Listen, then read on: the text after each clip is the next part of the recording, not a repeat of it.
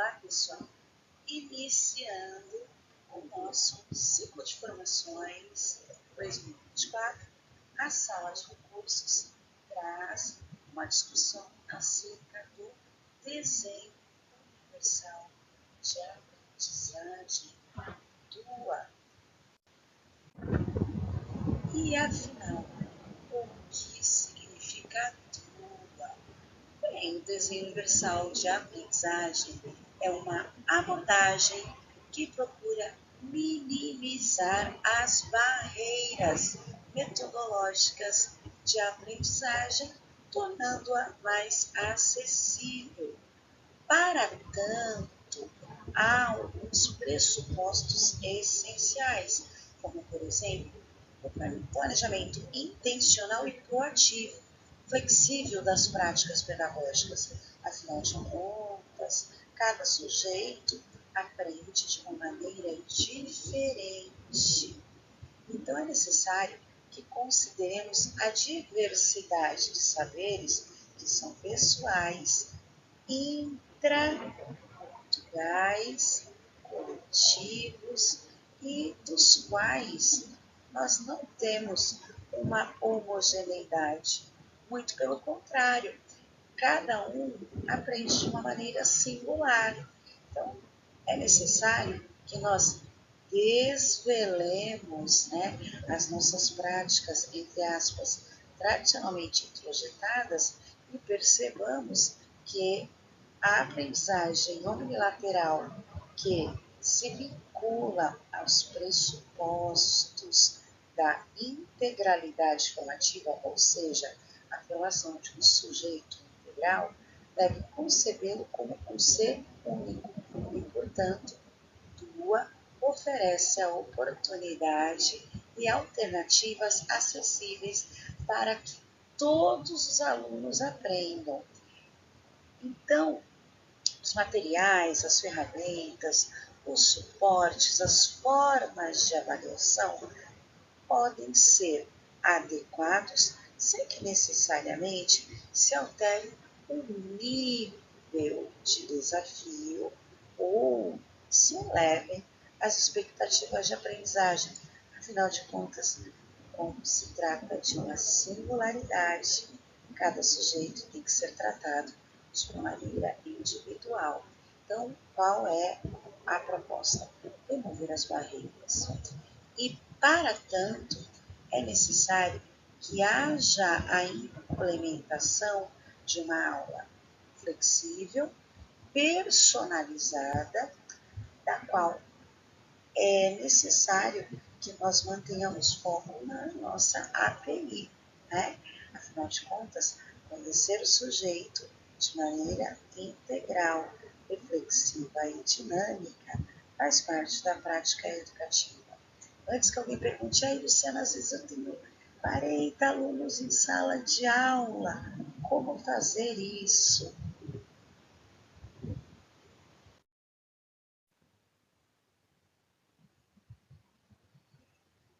Como fazer? Primeiro, parte da sensibilidade docente. Afinal de contas, se nós tivermos 40 alunos que enxergam bem, falam bem, escutam bem, têm todo o desenvolvimento motor, ainda assim nós teremos culturas diferentes, pressupostos diferentes, competências e habilidades diferentes, múltiplas inteligências, algumas mais proeminentes do que as outras.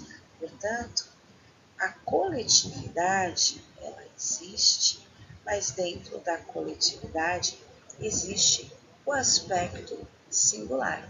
Então, o termo DUA, Designer Universal da Arquitetura, olha só, começou na arquitetura na década de 70 e tinha como objetivo definido planejar os espaços e os produtos para que concedessem maior acessibilidade a outros. E nos últimos tempos, nós estamos vivenciando o desenho universal de aprendizagem na educação básica.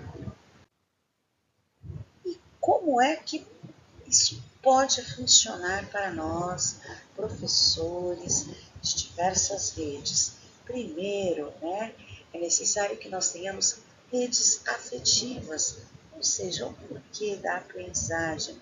Um aluno que tem sua aprendizagem estimulada vai se engajar. O segundo ponto importante é a representação. Né? Alguns alunos são extremamente engenhosos e conhecedores. Então é importante que nós apresentemos informações e conteúdos de maneiras diferentes. Né? Então, o que da aprendizagem? Por último, a ação e a expressão. Aqui na nossa imagem representada pela área azul do cérebro, é o como aprender. Para alguns alunos que são estratégicos e que se direcionam para os objetivos, é necessário que diferenciemos as maneiras pelas quais estes podem expressar o que sabem. Alguns falam melhor, outros escrevem melhor, e tem aqueles que fazem uso de tecnologias dando de 10 a 0 na gente. Então não importa o como, o que importa é que efetivamente a aprendizagem se promova de maneira efetiva. Entendo que o termo, muitas vezes cause certo estranhamento, afinal de contas, entre aspas, é uma novidade, mas é uma novidade apenas terminológica, porque quando nós adaptamos, por exemplo, algo para que alguém aprenda, nós estamos usando o desenho universal de aprendizagem. Vou dar um exemplo que, assim, eu vivenciei há mais de 20 anos, afinal de contas, tenho 28 de educação, que uma professora de matemática tinha uma baixa visão e para que ele, por exemplo, pudesse entender o plano cartesiano, ela usou uma gramatura diferente e uma manilha de costura para que com os dedinhos, e olha, ela não sabia braille, para que com os dedinhos ele pudesse vivenciar um gráfico, conseguisse entender um plano cartesiano. E era uma professora de matemática muitíssimo dedicada. Muitas vezes, por exemplo, nós fazemos uso do elemento pictórico para estimular a multissemiose, que leva o educando a assimilar alguns conhecimentos. Nesse sentido, TUA tem por objetivo a eliminação das barreiras. Então, muitas vezes, nós fazemos isso sem saber, reexplicando algo de uma forma assertiva, com um enunciado mais enxuto, trazendo os alunos para as aprendizagens por pares, também chamada de co-ensino, em que um colabora com o outro, amenizando o discurso, trazendo representações imagéticas em nossa sala de aula que levem o aluno a potencializar a sua reflexão e a sua multiplicidade de inteligências. E aí, como é que se pauta o princípio do DUA? Tem 3 princípios essenciais. Primeiro, fornecer vários meios de representação, conforme já havia abordado, inclusive. O que aprender? O segundo princípio é fornecer vários meios de ação, também já mencionado, e de expressão também, que significa como se dá a aprendizagem. Na sequência, fornecer vários meios de envolvimento, como, por que da aprendizagem. Aqui o aluno vai construir significados que realmente sejam relevantes para si. Bom, aqui tem algumas propostas, a proposição de redes afetivas se vinculam ao porquê da aprendizagem, levam os alunos a se engajar a partir da motivação. Uma das propostas é desafiá-los e mantê-los interessados a partir da dimensão afetiva, ou seja, o ato de acolher faz toda a diferença. Isso pode ser estimulado também por meio dos interesses. Então, sabe que o aluno tem um foco, tem um objeto de interesse, por que não trazer isso para a sala de aula para a aprendizagem do respectivo educando? Também temos as chamadas redes de conhecimento. O que aprender?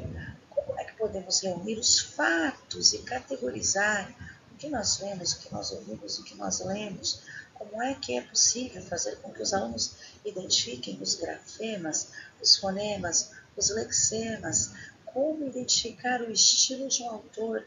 Então, essas tarefas que se vinculam ao reconhecimento, elas partem da apresentação de informações e de conteúdos de diferentes maneiras. Afinal de contas, cada um aprende de uma forma, né, significativa para si e não necessariamente para o outro. Até engasgando aqui. Bom, e nós também temos o como se vincula às redes de estratégias, que se pautam pelo planejamento, pela execução e pela organização e expressão de ideias. Escrever um ensaio ou resolver um problema matemático, por exemplo, que nós fazemos no dia a dia, pressupõe estratégias. Então, por exemplo, não sou bom em tal coisa, não consigo, mas o nosso cérebro sempre dá um jeitinho de desenvolver o nosso potencial para que ele se vincule àquela comanda que nos foi proposta. E aí, qual é a proposta da nossa sala de recursos 2024? Bom, a nossa proposta é trazer a equidade para o currículo paulista a partir da minimização das barreiras, trabalhando em parceria com os professores regentes da sala, a partir de estratégias que tragam a significância às aprendizagens a partir de objetivos claros, diretos e que orientem o educando a empreender todo o seu potencial. Para isso é necessário, né, sempre, a figura do profissional de educação, do professor. Também é importante que nós possamos motivar o aprender a aprender. Afinal de contas, o planejamento curricular, quando se vincula ao DUA, ele pressupõe também um educando que vai ser formado de forma unilateral, já testei isso, conforme consta na BNCC, também já citei isso, de forma a ser autônomo, reflexivo e dinâmico. Então, a nossa abordagem parte, né, da minimização das barreiras de aprendizagem a partir da acessibilidade. E para isso nós estamos também propondo os chamados REAs, Recursos Educacionais Abertos, como jogos estáticos e jogos eletrônicos, que costumam prender bastante a atenção, principalmente da garotadinha, não é mesmo? Então, a ideia, né, da proposta de trazer DUA para a aprendizagem possibilita a utilização de variados meios, né, de representação de um mesmo conteúdo em execução, promovendo o engajamento na tarefa. Nesse sentido, qualquer aluno, deficiente ou não, com a sua inteligência mais avançada em uma área e necessitando de suporte assistido em outra, pode fazer uso do desenho universal de aprendizagem a partir da mediação do professor.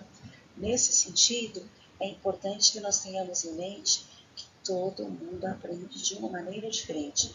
Nós, como adultos, por exemplo, temos às vezes formações similares, mas na hora de executar, cada um traz um pouco de si, de sua vivência, de sua história de vida, dos seus pressupostos para a sala de aula.